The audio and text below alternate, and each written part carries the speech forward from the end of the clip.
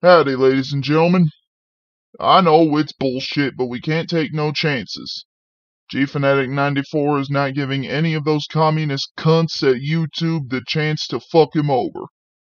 So unfortunately, if you're under the age of 18, you gotta get out of here. Don't worry. We're gonna fight this war. But we need an army to do so. So, after the failure that was Godzilla in 1998, what exactly happened afterwards?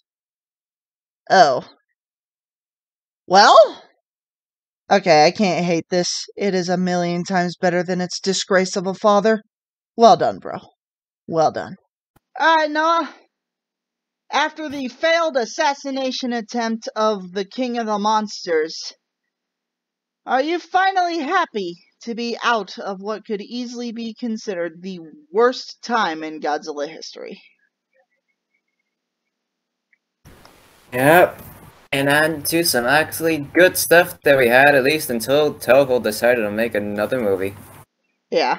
Well, honestly, bro, what would you have done in that situation? You can't really blame Toho. Toho saw what they did to their baby, and they pulled Godzilla out of that situation. So, and Yep. I'm sorry, but if Detective Mike Harrigan from Predator 2 can kill your Godzilla, it's not a fucking Godzilla. Nor will it ever be. But now, let's go ahead and talk about this version of the character. Noah, do you have anything you would like to say about the 1998 TV show featuring Godzilla before we get into the nitty-gritty? Sorry about all the burping. He was titled Prince, and he rightfully is. Yes, indeed, bro. Alright, so let's go ahead and get into the background of this series. First of all, significant improvement from its pathetic ass father. Yeah. Basically, after the harsh feedback from actual Godzilla fans of the movie version of this character, yeah, the people behind the TV show decided that they would not only bring back some of Godzilla's more iconic and interesting qualities, but they would also make this thing somewhat more like the original Godzilla than anything else. And yeah, bro. Basically, this series is a direct sequel to the film. Whereas at the end of the film, there was one egg left around after that thing's babies were all killed. And that egg basically hatches into the Godzilla you see here today. And yeah, bro. Godzilla in this series is amazing. And I personally believe that even though the film that inspired it was absolute dog shit, I personally believe that this series ended way too soon and was not exactly that satisfying the way it ended. But it's one of those scenarios where we didn't know what we had until we lost it, because this show was amazing. And with that being said... Very much so. What? Very much so. Yeah. And with that being said, could you find the cast this time, or do I have to read them out? Yeah, I still can't find it. Okay. Well, seeing as how this is a TV series, I am only going to list the important characters, because I can't outright list them all. Unless we want to be here for 5 hours. So yeah. Our main characters, we have returning character Nick Tatopoulos, played by Ian Ziering. We have Randy Hernandez, played by Rhino Romano. And we have Monique Dupre, played by Bridget Bacco. And we have Mandel Craven, played by the same dude who played him in the movie. And by extension, this is the worst character in the entire show, Malcolm Danner. I don't even care if I mispronounce his last name. Fuck you, dude. And then we have Elsie Chapman, played by Charity James. And we don't actually have any vocal effects or anything like that listed for Godzilla here. Which is unfortunate because they took a shitty product and turned it into pristine gold. And yeah, bro, this series, I love it. I love it. Oh. Here we go. Hell yeah. Is that more fan art? It is more fan art. I'll be damned. Nice. Fuck you, Mendel. Anyways, Noah, is there anything you would like to say about the human aspect before I take it away? Could have been done better, but at least it's not the worst. Yeah. Honestly, the human aspect of this show, it's a mixed package. There is a lot of good, and there's a lot of bad. The characters don't really have their overarching character development or arcs or anything. At least not like any of the actual Godzilla films had. But they do still have character growth in individual episodes and shit like that, and ultimately it is pretty good. But I honestly wish that they would have focused more on separating the episodes of separating each of these episodes into multiple different episodes to tell the full story. And I have a feeling that if they did that, then this show would have been a hell of a lot better than it already was. That being said, though, it is still pretty good, and I do like seeing the human characters actively assisting Godzilla. And yes, I am not quite comfortable calling this thing Godzilla, but I'm definitely more comfortable calling him Godzilla than his absolute disgrace of a father. But yeah, I do like seeing the human characters actively assisting this version of Godzilla in combat. And speaking of Godzilla, Noah, do you want to talk about the monster action? Yes, because, well, basically this is, in a way, a lot like Hanna-Barbera, but better. Monster of the Week action, but it was actually pretty damn good, I'd say so. Indeed. Yeah. Yeah. I'm just gonna go ahead and talk about the monster action now. First of all, Godzilla. Like I already said, significant upgrade. In the last episode, we talked about how his father was basically a pussy who could get taken out by missiles. In this show, no. Godzilla is impervious to conventional weaponry, which was the biggest problem of the film.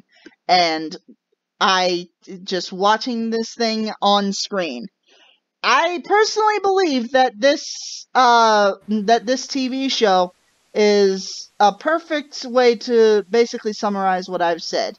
Anything can be a good product as long as you know what you're doing with it. And then there's the simple fact that Godzilla actually has his iconic qualities.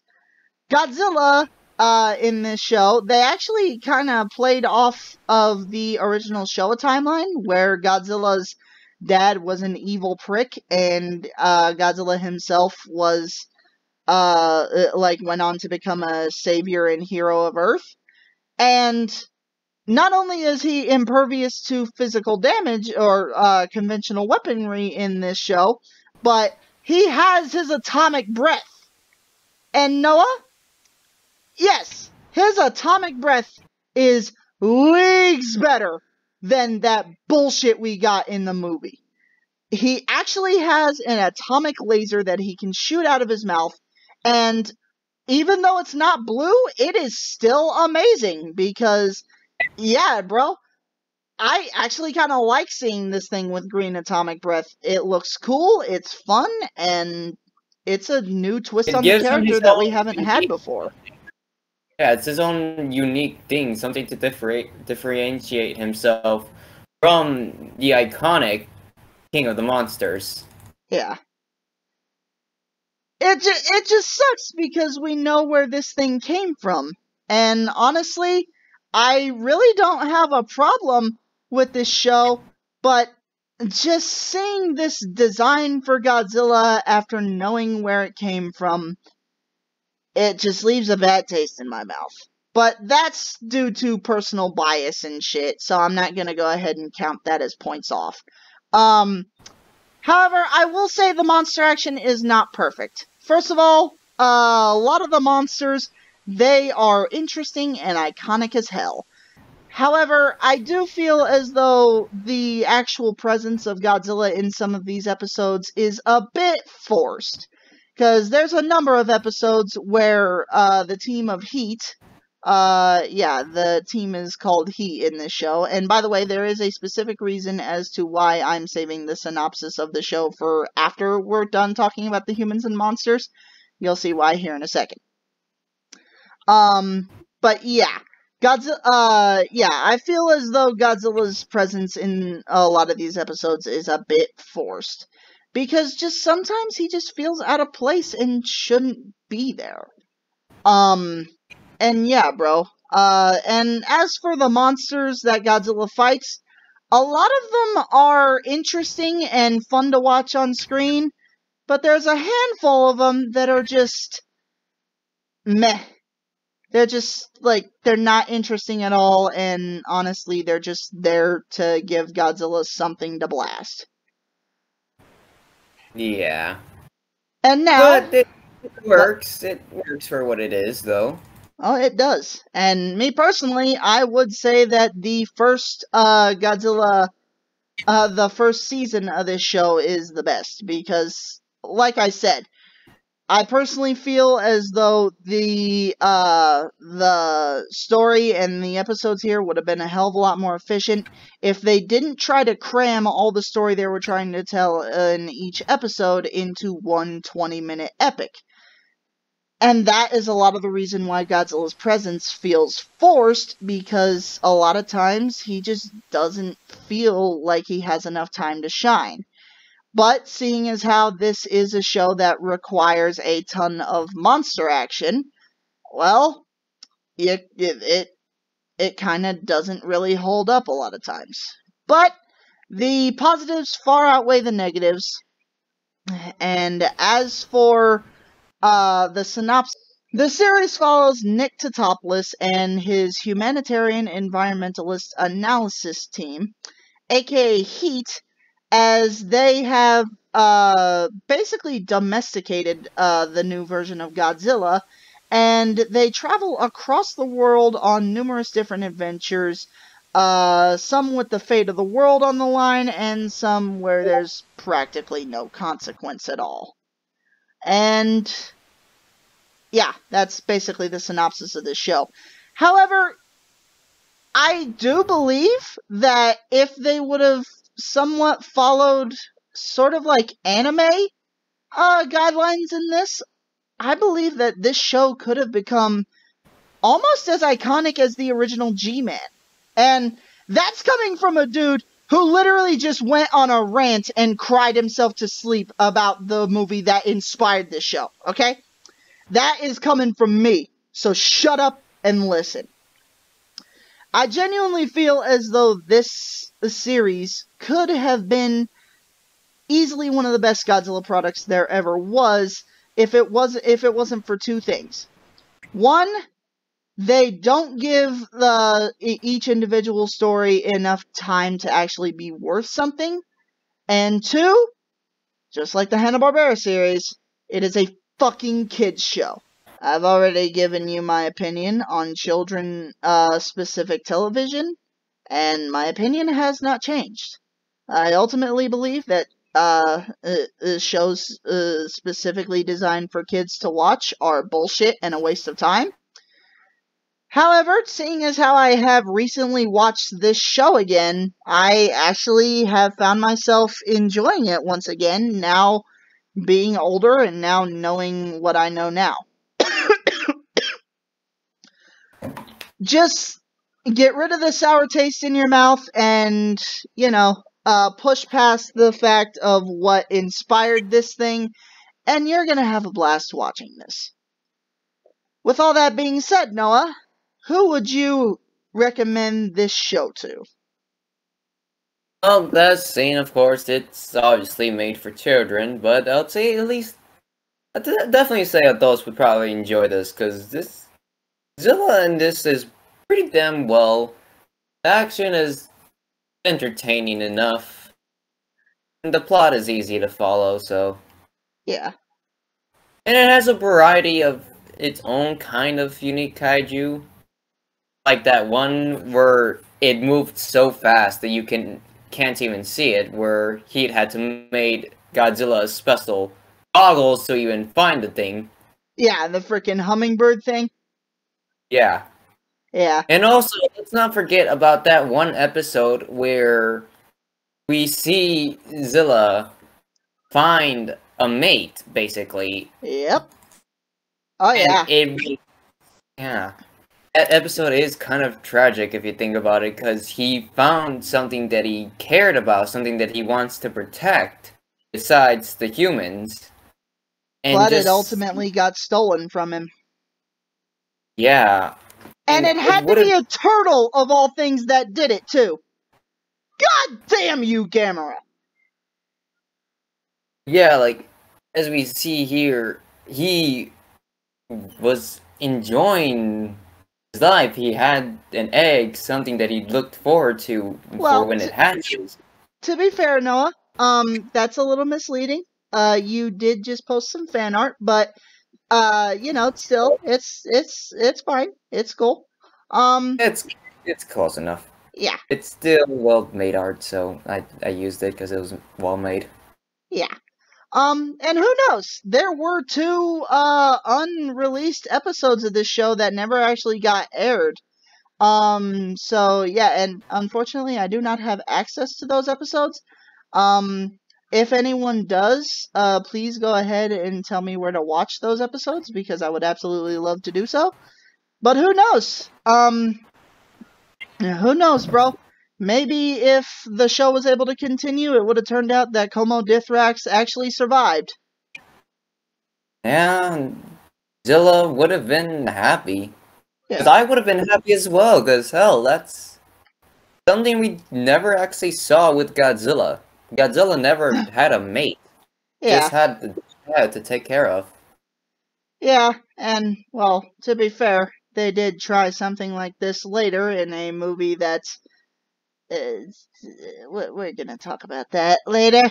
But yeah, bro. The 1998 Godzilla TV show, it's a fun watch, and honestly, I feel as though, despite the fact that they didn't like really use its potential to the fullest, I do still believe that it's an awesome show.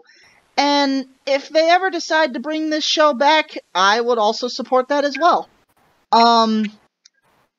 And lest we forget, Godzilla takes vengeance for every single Godzilla fan that was wronged by the last movie.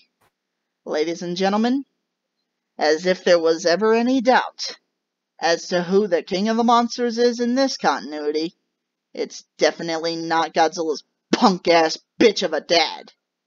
Because Godzilla, once he actually gets a chance to fight his dad alone, even though his dad has cybernetic upgrades and shit like that, he creams this pussy-ass iguana.